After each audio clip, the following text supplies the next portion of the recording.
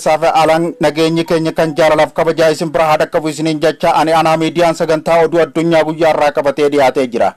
Odeessaalee guyyaa irraatiin matootti oduu ijoo guyyaa irraatiif qabadee dhiyaadhe isin biraan dhaqqaba. Haleellaan Iraan haleellaa hooggantoota ishee irratti xiyyeeffateen booda weerartoota barumsa barsiisa jettee dhaadattee jirti. Iraan haleellaa hooggantoota ishee irratti xiyyeeffateen booda weerartoota barumsa barsiisa jettee dhaadattee doorsisaa turte. Israa'elii fi Ameerikaan haleellaa bulchiinsa naannoof magaalota Iraan adda addaa irratti raawwatamee jira. Hooggantoota irrattis kan xiyyeeffate ta'uu kan mirkaneesse yoo ta'u Iraan ammoo haloo ba'uudhaaf dhaadattee jirti. Haleellaa kana hordofuudhaan Iraan Israa'eliif biyyoottan galoo galaanaa Imireet, Qatar, Bahareen fi Kuweet irratti haleellaa yaalii raawwachuu ishee beeksiftee jirti. Israa'el Iraan irratti duulte labsii yeroo muddama labsitee jirti. Dhoohinsi guddaan magaalaa guddoo Qatar Dohaatti dhaga'ame. Haleellaa misaa'ilaa Iraan Abu Dhaabiitti yoo xiqqaate namoonni hedduun du'an jechuudhaan Reuters gabaase. Mootummaan Iraan hidhannoo nukleeraa qabaachuu hin qabu jedhan pirezidaantiin Israa'el Benjamin Netanyahu. Ministeerri raayyaa ittisa biyya Israa'el Iraan misaa'ila dhukaaste jechuun dubbatan. Haleellaan saayibarii miidiyaa Iraan irratti raawwatamuunis gabaafamee jira. Pirezidaanti Doonaald Tiraamp haleellaa Ameerikaan Iraan irratti raawwachuu ishee mirkaneessanii jiran. Haleellaa Israa'el qindoomina US waliin raawwatte gabaasni adda addaa mul'isaa jiran. Iraan naannoo qilleensa ishee balalii hundaa'u cuftee jiraachuunis gabaafamee jira. Israa'el naannoo qilleensa ishee guutumaatti cuftee jirti. Israa'el haloo ba'u Iraan lammiilee ishee akeekkachiisaa turan. Gara bal'ina odeessaalee kanaattiin isin dabarsaan xumura qophii keenyaatti nu faana turuudhaan yaada keessan gama komantiitiin nuuf erguu namilee keenya nu jajjabeessu akkasumas dogongora keenya nu sirreessuu hin dagatinaa isiniin jecha oduulee tana qindeessuudhaan kan isin biraan dhaqqabu ani malkaadha malkaan kajabeessaati. Iraan haloo ba'uudhaaf biyyoottan kamirratti duulaa akka jirtu Reuters ibsee jira. Iraan Ameerikaa fi Israa'el erga haleelamteen booda haleellaa haloo ba'uu eegama biyyoottanii fi michoottan baa giddu galeessaa Ameerikaa buufata waraanaa qabdu irratti raawwattee jirti. United Arab Emirates Dubaayitti gamoo Palm Jumeer jedhamu irratti dhoohinsi mudateen namoonni 4 madaa'uu aangoonni beeksisanii jiran.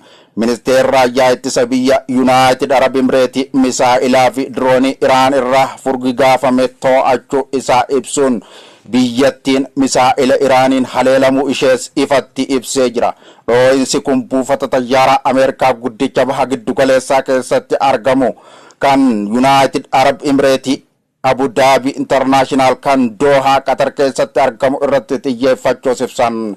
Dhaabbanni oduu mootummaa Bahareen akka gabaasetti buufanni humna galaana Ameerikaa biyyattii keessa jiru haleellaa misaa'ilaan rukutamuu isaa ibsan. Haleellaan diroonii buufata xiyyaara idil addunyaa Kuweet irrattis xiyyeeffate irratti dhoohinsi dhaga'ame. Dhaabbati oduu mootummaa biyyattii haleellaa kana mirkaneessanii jiran. Hojjettoonni hedduun miidhamuu fi miidhaa daangeeffame buufata xiyyaaraa kanarraas ga'uu gabaasan. Dirooniin buufata xiyyaara Ameerikaa Iraaq Erbil jedhamu keessatti kan argamu irrattis xiyyeeffachuun humnoottan Ameerikaa kuffifamuu dhaabbati oduu Reuters gabaasee jira. Misaa'iloonni 2 Iraan irraa ollaa Israa'el Joordaan irratti dhukaafaman dhukaasa farra xiyyaaraatiin akka kuffisanis gabaasanii jiran. Israa'el gama isheetiin misaa'iloonni Iraan baay'inaan itti dhukaafamuu isaanii beeksiftee jirti. Kun bilbila akkasumas balballi dammaqaa guutuu biyyattii keessatti akka dhaga'amu taasisee jira. Waraanni Israa'el Iraan namoota nagaa shoorarkeessuu fi bakka jireenyaa barbadeessuu kaayyeeffattee jiraachuunis himamee jira. Israa'el qondaaltota Iraan hedduu ajjees jechuudhaan himtee jirti. Qondaallee olaanaa waraana Israa'el har'a akka jiranitti hooggantoota olaanoo sirna Iraan hedduu haleellaa kanaan ajjeefamuu isaanii ibsan. Qondaalli kun akka jiranitti qondaaltonni mootummaa Iraan bakka haleellaan kun itti raawwatame 3tti walitti qabamanii turuu ibsan. Qondaaltonni akka jiranitti raayyaan ittisa Israa'el waraana Ameerikaa waliin walitti dhiyeenya ta'uu tarreewwan barbaachisoo fi baay'ee ta'an kanneen xiyyeeffannoo ta'uu danda'an qindeessaa turuus ibsan. waraanni Israa'el haleellaa kana kun kan xumuramu isaa yeroo beeksisu manni maree nageenya dhaabbata mootummoota gamtoomanii hatattamaan walgahii ariifachiisaa gaggeessan. Manni maree nageenya dhaabbata mootummoota gamtoomanii walgahii hatattamaa gaggeessuudhaaf jiran yeroo humni ittisaa Israa'el haleellaa guddaa sirna Iraan irratti raawwate xumuruu isaa beeksise. Waraanni Israa'el haleellaa Israa'el qindoominaan Ameerikaa waliin ta'uudhaan dilbata ganama Iraan irratti raawwatte keessatti kanneen keessaa tokko sirna ittisa qilleensa ammayyaa naannoo Karamish jedhamu dhiya Iraan keessatti kan argamu ture jechuun Reuters gabaasee jira. Hooggantoonni ishee haleellaa irratti xiyyeeffatame kan Iraan weerartootaaf barumsa ni kennina jechuudhaan dhaadattee jirti.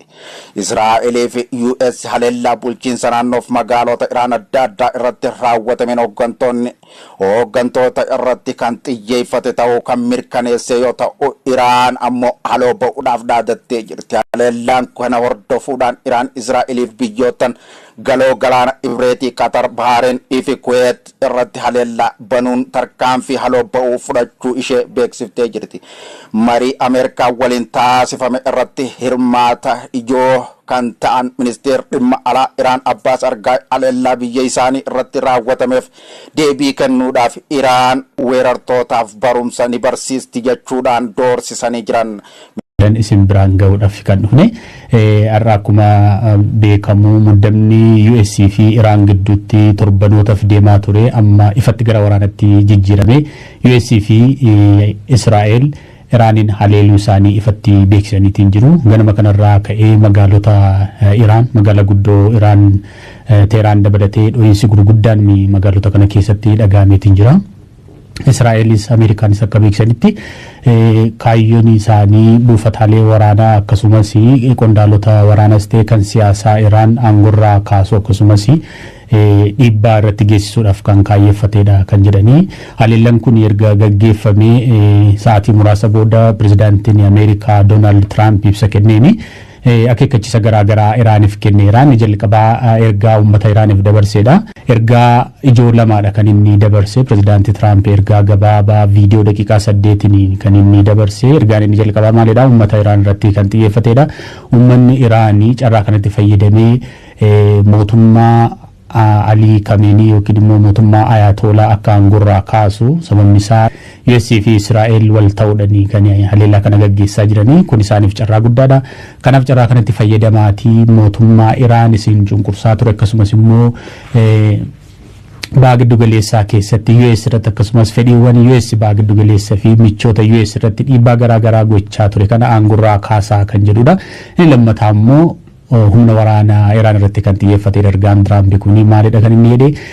Humna Iraan gosa lamatu jira. Humna waraanaa idilee fi humna warraaqsaa eegumsa Islaamaa kan jedhamu RGC kan jedhamu ergaan kan dabarse meeshaa keessan lafa kaayoo meeshaa lafa keessani wabiini qabdu nagaadhaan jiraattu hin ta'u taanaan immoo irree Ameerikaa isa jabaatu isin mudata jechuudhani kan inni dhaadate jechuudha. Tiraamp haleellaa Iraan irratti gaggeessuudhaaf akka sababaatti kan inni dhiyeesse maalidha? Marii goonira waa'ee dhimma nukilaaraa irratti garuu immoo marii kanaanii waliigaltee irra gahuu hin dandeenye. Kanaaf gara murtee kanaatti kan ceedhee waan kana dura seenaa keessatti ture haleellawwan Iraan buufataalee Ameerikaa akkasumas Libaanos keessatti yeroo garaagaraa embasii Ameerikaa dabalatee buufata loltoota Ameerikaa achi jiran irratti gaggeessaniin wal qabateeti kan inni akka sababaatti kaase.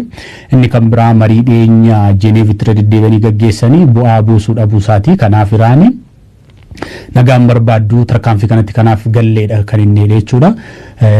Humna waraanaa Iraan qabdu, humna galaanaa ishee, humna lafoo ishee, humna qilleensaa ishee kan qabdu hundumaa ni mancaasan jedheeti dhaadannoo guddaadhaan kan Tiraamp dubbate. Gama Israa'elitti yoo deebiin immoo muummichi ministeeraa Israa'el Benjamin Netanyaahuunis haleellaan kun erga gaggeeffamee booda ibsa kennee jira. Lammiilee biyyattiitiifis ergaa dhaamee jira. Ibsi Netanyaahuun jedhe maalidha? Nukilaa Iraan yoomiyyuu nukilaa akka hidhattu hin eeyyamnu. Inni kan biraa immoo uummata Iraaniif carraa banna. Uummanni Iraan carraa kanatti fayyadamee bilisummaa isaa akka labsatu. Sababni isaa Israa'el fi US wal ta'uudhaan haleellaa gaggeessaa jiru. Kun isaaniif carraa guddaadha. Kanatti fayyadamaatii warraaqsa yoo ta'es karaa biraatiinis mootummaa achi jiru fonqolchaatii aangoo qabadhaa bilisummaa keessan labsadhaa waan jedhudha ergaan Benjamin Netanyaahu kan of keessaa qabu. Maaltu ta'ee ganama kanarraa ka'ee kan jedhutti mee haa dhufnu. Ganama kanarraa ka'ee akkuma dho'iinsi gurguddaan magaalaa Teheraan keessatti dhagahamuu jalqabeeni US fi Israa'el ibsa erga baasanii boodammoo Dho'iinsi kun gara magaalota Iraan gurguddoo kan biraatti akka babal'ateedha. Miidiyaaleen Iraan keessaas akkasumas baha giddu galeessaa keessas miidiyaaleen garaagaraa kan gabaasanii BBCnis kan mirkaneeffate magaalaa guddoo Teeraaniin alatti magaalota akka Qom, Isfahaan kan jedhaman guutummaa Iraan keessatti haleellanii Israa'el fi US qindoominaan gaggeessaa jiran kan inni qaqqabaa jiru jechuudha. Kibba Iraanii jalqabee amma kaaba Iraanitti lixa hamma bahaatti magaalonni Iraan yeroo ammaa kana haleellaa Israa'el fi haleellaa US kan irratti gaggeeffamaa jiru jechuudha. Dho'iinsi gurguddaan akka gaggeeffamudha. Muummichi ministeeraa Israa'el ibsa isaa keessatti maal jedhee ture? Kaayyoon keenya qondaalota waraanaa fi gaggeessitoota siyaasaa olaanoo Iraan irratti erga xiyyeeffannee booda mootummaa kana dikaapiteetu gochuu yookiin immoo mogolee isaa jalaa buusudha kaayyoon keenya kan jedhudha. Miidiyaaleen Israa'el akka gabaasanitti numaayyuu Israa'el yaalii ajjeechaa pirezidaantii Iraan Masoud Pezeshkian akkasumas immoo gaggeessaa olaanaa Iraan Ayatollah Ali Khamenei irratti yaaliin gaggeeffamee jira kan jedhudha. Ragaaleen Teheraan keessaa ba'an akka agarsiisanitti waajjirri pirezidaantii Iraan haleelameera. Garuu pirezidaantiin Iraan Pezeshkian haala nagaa ta'e keessa jiru, iddoo nagaa geeffamaniiru kan jedhudha. Inni kan biraa immoo Ali Khamenei gaggeessaa olaanaan Iraanii gara iddoo naga qabeessatti baafamaniiru Iraan keessa jiran kan jedhus ragaaleen bahaa jiru Iraan keessa jechuudha. Tarkaanfii US fi Iraan kana hordofee Iraanis deebii kennuudhaaf yeroo ittiin fudhanne jechuudha. Jalqaba misaa'ilota gara Israa'elitti dhukaasuudha kan hin dhaga'ame. Israa'el akka beeksisti Iraan marsaa lamaan misaa'ila gara Israa'elitti dhukaasteerti. Misaa'ilota kana immoo qolachuu ishee ibsiteetti Israa'el. Humni waraana Israa'el akka beeksisetti lammiileen Israa'el ganamarraa kaasanii akka mana turan akkasuma immoo da'annoo keessa akka turan sababni isaa haleellaan kun gaafa gaggeeffamu kaasee humni waraana Israa'el Iraan haaloo bahuu dandeessi waan ta'eef akka manaan baane akkasuma lammiileen biyyattii akka sochoone ulaa lafa jalaa keessa bakka da'annoo akka turan ergaa dhaamanii turanii sanuma hordofee Iraan marsaa lamaan misaa'ila dhukaastus hagammaa garuu miidhaan qaqqabee wanti gabaafamee jiru. Inni kan biraa tarkaanfiin Iraan fudhattee gara Israa'el qofatti osoo hin taane buufataalee Iraan buufataalee US baha giddu galeessaa keessa jiran keessumaa Qatar kanneen akka Bahrain akkasumas United Arab Emirates keessatti haleellaa misaa'ilaa gaggeessiteetti. Mootummaaleen biyyoota baha giddu galeessaa Qatar, Bahrain akkasumas United Arab Emirates akka mirkaneessanitti buufataaleen US biyyoota kana keessa jiranii misaa'ila Iraaniin haleelamu garuu immoo hedduun isaanii qolatamuudha kan ibsani. Qatar haleellaa misaa'ilaa hedduu buufataalee US irratti kan xiyyeeffate gaggeeffamus garuu qolachuu beeksisteetti. Miidiyaaleen akka gabaasanitti sagaleen dhukaasaa gurguddaan magaalota biyyoota baha giddu galeessaa keessumaa biyyoota Israa'eliif buufata waraanaa kennan keessatti dhagahamuudha. Garuu immoo mootummaaleen akka jedhanitti mootummaaleen biyyoota kana misaa'ilota Iraan kana qolanneera kan jedhudha. Wanti kun amma deematuma jira. Dubbii pirezidaantii US Donald Trump irraa akka hubatamutti waraanni kun guyyootaaf kan turuudha. Sababni isaa humni waraanaa Israa'el guutummaadhaan Iraan hamma dadhabdutti waraanatti seeneeti kan jedhudha. Sababni isaa waraana yookiin immoo haleellaa buufataalee muraasa irratti xiyyeeffatu osoo hin taane haleellaa mootummaa irratti mootummaa hundeedha buqqisuu irratti xiyyeeffateedha. Dubbii Tiraamp irraa kan hubatamu kana jechuun immoo waraanni kun guyyootaaf kan itti fufu ta'a. Akkasuma muummichi ministeeraa Israa'el illee waan kana akeekuudha kan inni dubbatee. Muummichi ministeeraa Israa'el Benjamin Netanyahu har'a qofaa osoo hin taane guyyoota lama dura ergaa wal fakkaataa dabarsee ture. Waraanni eegale jechuu baatus guyyoota ittaananii Israa'eliif guyyoota rakkisoo ta'a waan jedhu ergaa dabarsee ture. Har'ammoo kanuma kan mirkaneessu Iraan irratti haleellaan gaggeeffamu erga mirkaneessee booda Iraan mootummaa Iraan irratti tarkaanfiin jabaan guyyoota ittaananitti akka fudhatamu kan akeeku ibsa kenneera. Mee ittaanii maaltu ta'uu danda'a waan jedhu qabxii lamaan tokko kaasnee haa goolamnu. Ittaansee wanti ta'uu danda'u maalidha? Iraan biyya guddoodha, beekamtuudha. Mootummaan Iraan mootummaa waggootaaf aangorra ture waan ta'eef gara hamma dakaatti mootummaa hundee gadi jabeeffateedha. Lammiileen biyyattii ji'oota darbeen keessa mormii gurguddaa gaggeessanis garuu mootummaa sana aangorraa kaasuudhaaf milkoofne.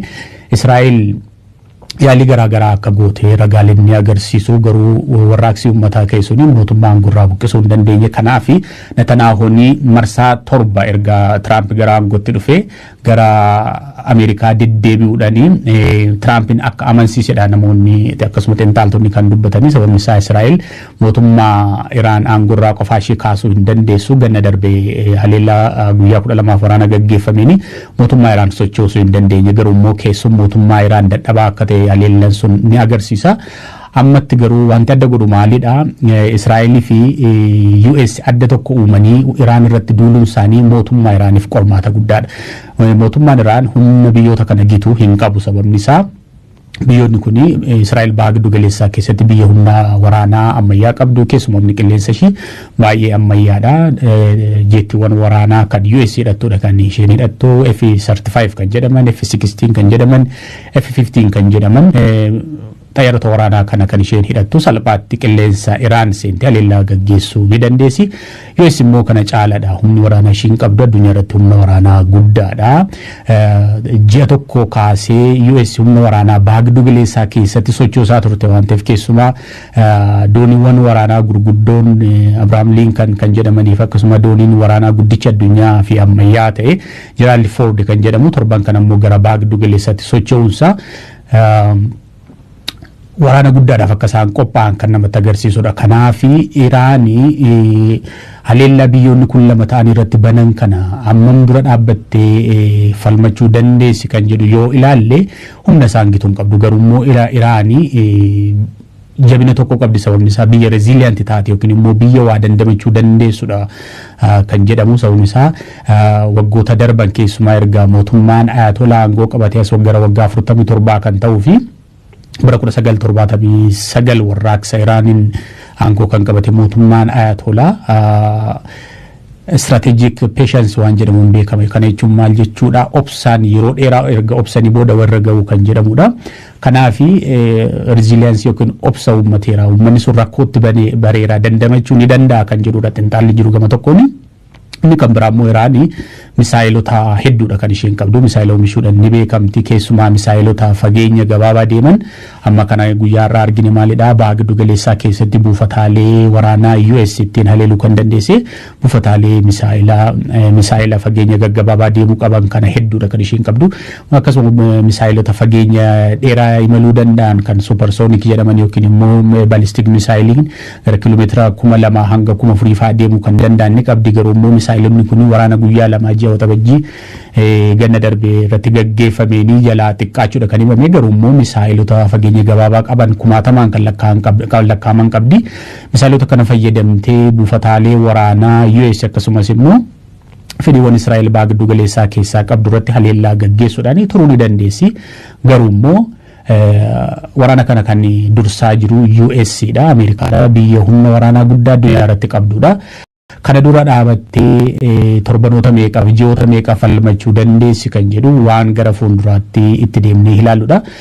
Wantoonni hagammaatti jiran kan amma hagammaa isinii dhiyeessinedha. Odeeffannoowwan haaraa fi waqtaawaa jiran immoo duuka buunee akkasumatti isinii dhiyeessina waan waliin turtaniif ulfaadha. Israa'elii fi Ameerikaan haleellaa bulchiinsa naannoof magaalota Iraan adda addaa irratti raawwatamee jira. Hooggantoota irrattis kan xiyyeeffate ta'uu kan mirkaneesse yoo ta'u Iraan ammoo haloo ba'uudhaaf dhaadattee jirti. Haleellaa kana hordofuudhaan Iraan Israa'eliif biyyoottan galoo galaanaa Imireet Qatar Bahareen fi Kuweet irratti haleellaa yaalii raawwachuu ishee beeksiftee jirti. Israa'el Iraan irratti duulte labsii yeroo muddama labsitee jirti. Dhoohinsi guddaan magaalaa guddoo Qatar Dohaatti dhaga'ame. Haleellaa misaa'ilaa Iraan Abu Dhaabiitti yoo xiqqaate namoonni hedduun du'an jechuudhaan Reuters gabaase. Mootummaan Iraan hidhannoo nikuleeraa qabaachuu hin qabu jedhan pirezidaantiin Israa'el Benyamin dhukaastee jechuun dubbatan. Haleellaan saayibarii miidiyaa Iraan irratti raawwatamuunis gabaafamee jira. Pirezidaanti Doonaald Tiraamp haleellaa Ameerikaan Iraan irratti raawwachuu ishee mirkaneessanii jiran. Haleellaa Israa'el qindoomina US waliin raawwatte gabaasni adda addaa mul'isaa jiran. Iraan naannoo qilleensa ishee balalii hundaa'u cuftee jiraachuunis gabaafamee jira. Israa'el naannoo qilleensa ishee guutumaatti cuftee jirti. Israa'el aloo ba'u Iraan lammiilee ishee akeekkachiisaa turan. Gara bal'ina odeessaalee kanaattiin isin dabarsaan ka xumura qophii keenyaatti nu faana turuudhaan yaada keessan gama komantiitiin nuuf erguu namilee keenya nu jajjabeessu akkasumas dogongora keenya nu sirreessuu hin dagatinaa isiniin jecha oduulee tana qindeessuudhaan kan isin biraan dhaqqabu ani malkaan kajabeessaati. Iraan haloo ba'uudhaaf biyyootan kamirratti duulaa akka jirtu Reuters ibsee jira. Iraan Ameerikaa fi Israa'el erga haleelamteen booda haleellaa haloo ba'uu eegama biyyootanii fi michoottan baa giddu galeessaa Ameerikaa buufata waraanaa qabdu irratti raawwattee jirti. United Arab Emirates Dubaayitti gamoo Palm Jumeirah jedhamu irratti dhoo'insa